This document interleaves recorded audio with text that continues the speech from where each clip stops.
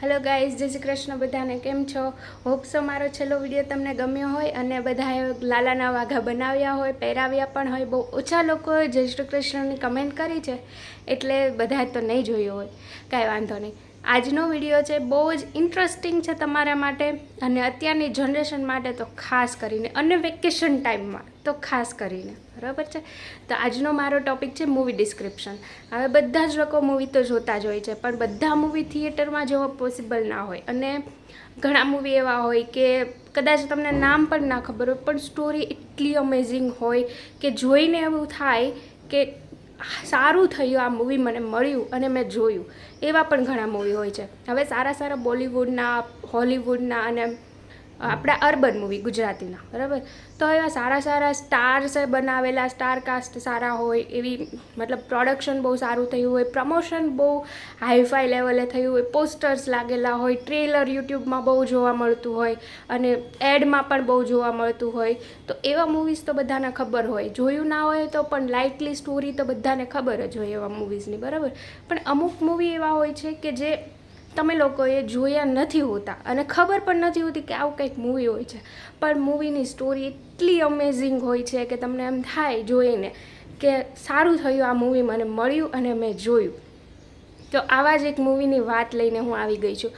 હું પણ મૂવીઝ જોતી હોઉં છું અને ઘણા મોસ્ટ ઓફ મૂવી એવું જ થાય કે આ તો જોયેલા છે, આ તો જોયેલા છે, હવે કયું મૂવી જોવું, શેની સ્ટોરી સારી હશે, એવું બધું ઘણા બધા કન્ફ્યુઝન હોય મૂવી જોવામાં પણ ઘણાને, બરાબર. તો હું પણ આવી જ રીતે સ્ક્રોલ કરતી હતી અને અચાનકથી મને આ મૂવી મળી ગયું, પોસ્ટર જોયું, નામ જોયું, બહુ ઇન્ટરેસ્ટિંગ લાગ્યું અને મૂવી જોયું તો બહુ જ મજા આવી. તો તમને પણ આ મૂવી જોવાની ખૂબ મજા આવશે અને એટલા માટે આ મૂવીનું ડિસ્ક્રિપ્શન હું કરું છું. અને વેકેશન ટાઈમ છે એટલે મૂવી જોવાનો તો ફૂલ્લી ટાઈમ હશે જ તે ઘણા લોકો પાસે. તો મૂવીનું નામ છે દશમી. હવે સ્ટોરી એવી છે, સ્ટારકાસ્ટ જ છે એમાં. આપણા જાનામાના વિલન અમરીશ પુરી, જે ઓલ્ડ હિન્દી મૂવીમાં તો બધામાં હોય જ છે, બરાબર. એ અમરીશ પુરીનો પુત્ર વર્ધનપુરી એ મૂવીનો સ્ટારકાસ્ટ છે, બરાબર. અને ખૂબ જ સરસ મૂવી, એક્ટિંગ, સ્ટોરી લાઇન ખૂબ જ સરસ છે. તો મૂવીનું નામ છે દશમી. હવે દશમી એક નાની એવી છોકરી હોય છે જેનું નામ દશમી હોય છે અને વિજયાદશમીના દિવસે જન્મી હોય એટલા માટે એનું નામ દશમી રાખવામાં આવ્યું છે. હવે આ દશમીના પપ્પાને કોલેજની બહાર એક નાની એવી ચાની લારી હોય છે અને એ દશમી ત્યાં લારી પાસે બેઠીને ભણતી હોય છે. અને કોલેજના જેવા 4-5 છોકરા છોકરીઓ જેની દશમી ખૂબ જ ફેવરિટ હોય છે, ઘણા એને મમ્મી કહેતા હોય છે, અમ્મી કહેતા હોય છે, અને દશમીનો રોપ પણ ઘણો સારો એવો હોય છે, એટલે ખૂબ લાડ પ્રેમ આપે છે બધા લોકો એને. તો આ દશમી એની સાથે એક દિવસ કંઈક ખરાબ કૃત્ય થાય છે અને આ કૃત્યનો બદલો લેવા એના પપ્પા તો નહીં, પણ આ જે કોલેજના એના 4-5 ભાઈ બહેનો છે એ કઈ રીતે એનો બદલો લે છે. દશમીની જેવી જ તે ઘણી બધી છોકરીઓ નાની ઉંમરની જેની સાથે આવા કૃત્ય થયા હોય છે, એ બધાનો બદલો એ કઈ રીતે લે છે એ ખાસ જોવા જેવું છે. બહુ જ ઇન્ટરેસ્ટિંગ છે મૂવી, બરાબર છે. તમને એમ થશે કે હવે શું થશે, હવે શું થશે. અને અત્યારની આપણા જે મતલબ અત્યારનો ટાઈમ છે, જે રીતે આપણા દેશમાં બધી વસ્તુઓ બની રહી છે એ પ્રમાણે તો બહુ જ મજા આવશે તમને જોવાની. અને તમને એવું થશે કે સાચેમાં રિયલમાં આપણા દેશમાં આવું થવું જોઈએ તો જ આ બધું અટકશે, પણ થતું નથી. એ તો અલગ વસ્તુ છે, આપણે પણ કરી શકીએ છીએ, પણ એવી હિંમત હોવી પણ જરૂરી છે, બરાબર.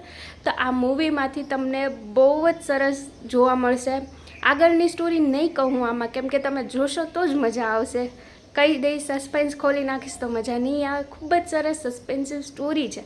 જોજો, કમેન્ટમાં જરૂરથી જણાવજો જોઉં તો કે કેવું લાગ્યું મૂવી. અને મારી કમેન્ટ સજેશનથી મૂવી જોયું તો સજેશન સારું હતું કે ખરાબ, એ પણ કમેન્ટમાં જરૂરથી જણાવજો. આ મૂવી ક્યાં મળશે? હવે મોસ્ટ ઓફલી મૂવી યુટ્યુબમાં નથી હોતા, પણ આ મૂવી તમને યુટ્યુબમાં સારી ક્વોલિટીમાં જોવા મળશે. સ્ક્રોલ કરજો, સર્ચ કરજો, યુટ્યુબમાં ખૂબ જ સારી ક્વોલિટીમાં મૂવી છે. નામ છે દશમી. જરૂરથી જોજો અને કમેન્ટમાં જણાવજો કે મૂવી તમને કેવું લાગે. તો આજનો વિડીયો હું મારો અહીંયા જ પૂરું કરું છું. પોસ્ટર અને નાનો એવું આનું જે છે એ વિડીયો પોસ્ટર મેં આમાં વિડીયોમાં મૂકેલું છે, તો તમને ગોતવામાં પણ વધારે વાર નહીં લાગે. સો આજનો વિડીયો હું અહીંયા જ પૂરો કરું છું. કેવો લાગ્યો કમેન્ટમાં જરૂરથી જણાવજો. લાઇક, શેર અને સબસ્ક્રાઈબ તો જરૂરથી કરજો. ચાલો બાય બાય, જય શ્રી કૃષ્ણ.